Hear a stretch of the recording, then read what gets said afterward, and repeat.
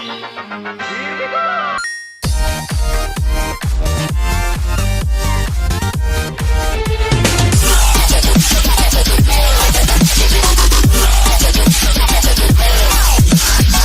guys? This is Lucky1313.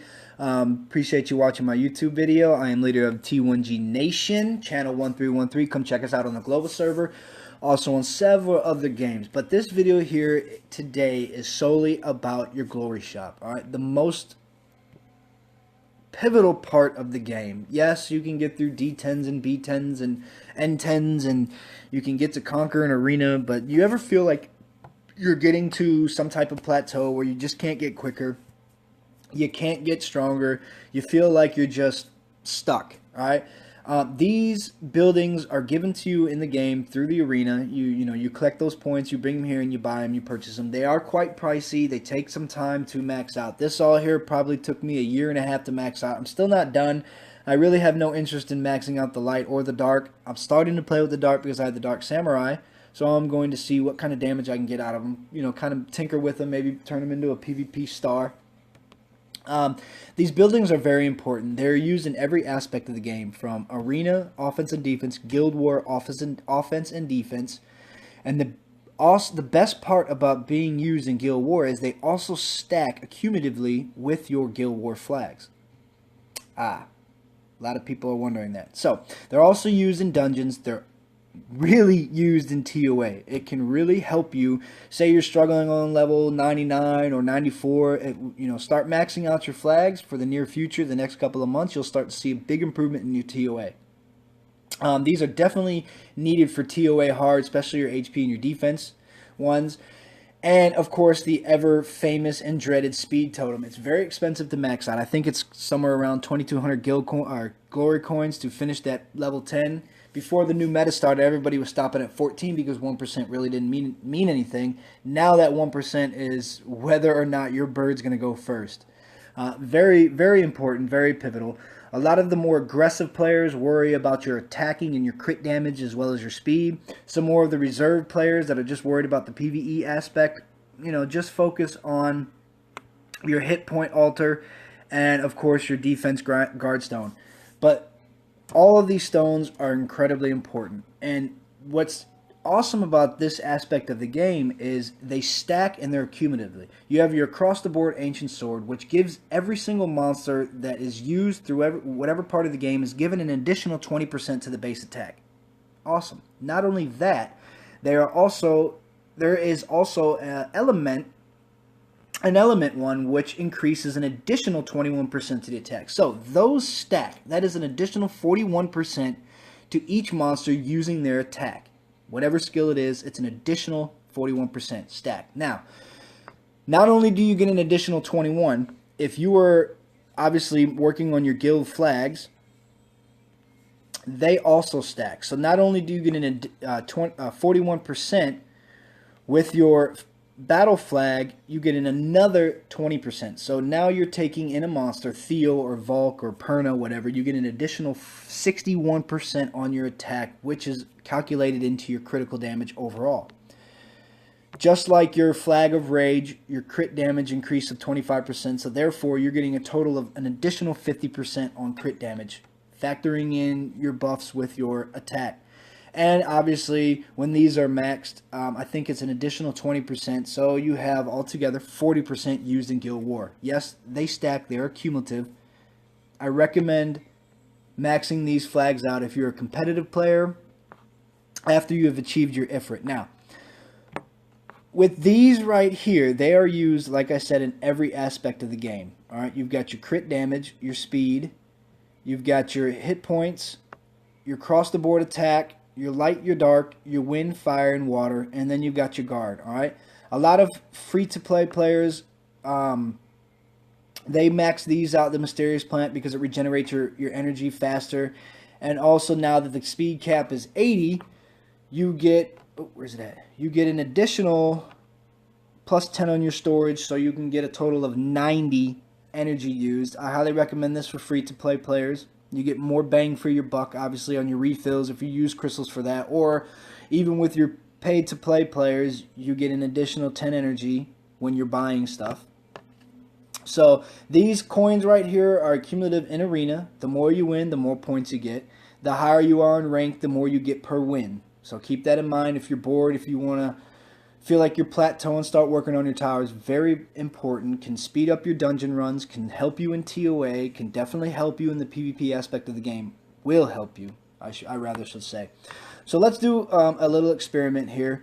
Say you're going in TOA, and I don't have any of my flag. Right now I've got all my flags that I use, all my buildings that I use max. So I have the additional 41%, 21 from my water, and 20 from my cross the board. So that's additional 41% and my crit damage stacked, okay?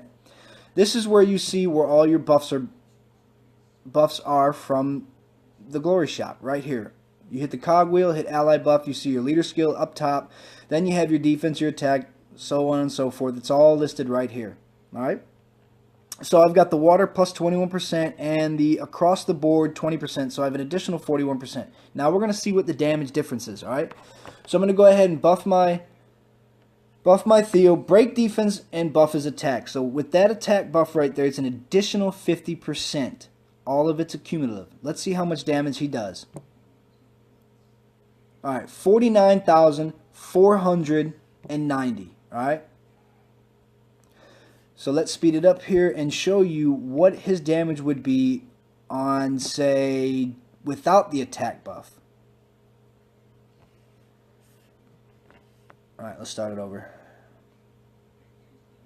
All right, for instructional purpose, we're using Galleon's buff as the control of whether or not you have your towers max or not. So this time we're not going to buff him. We're going to take away the additional 50% and see what the difference is in damage.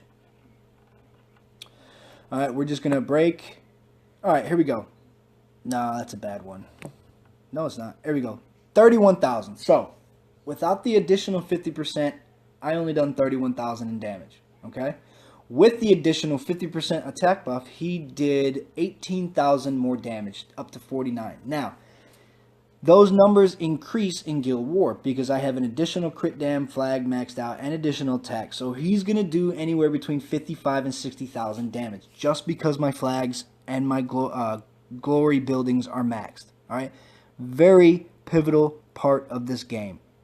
I recommend, if you feel like you're hitting a plateau, start working in arena, set a farming defense of just 1 or 2 monsters.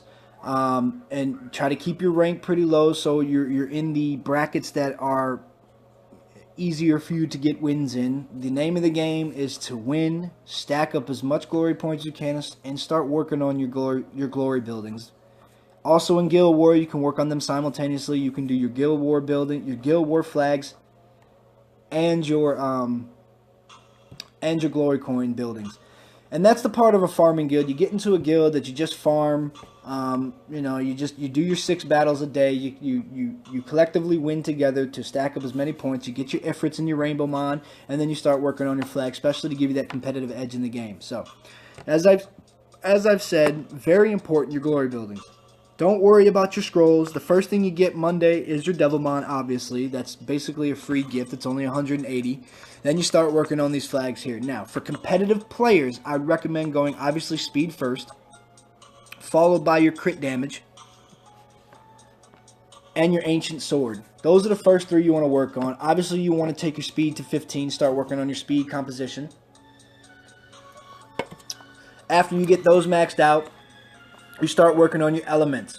Which do you use more? Do you use Theo everywhere? You work on your water.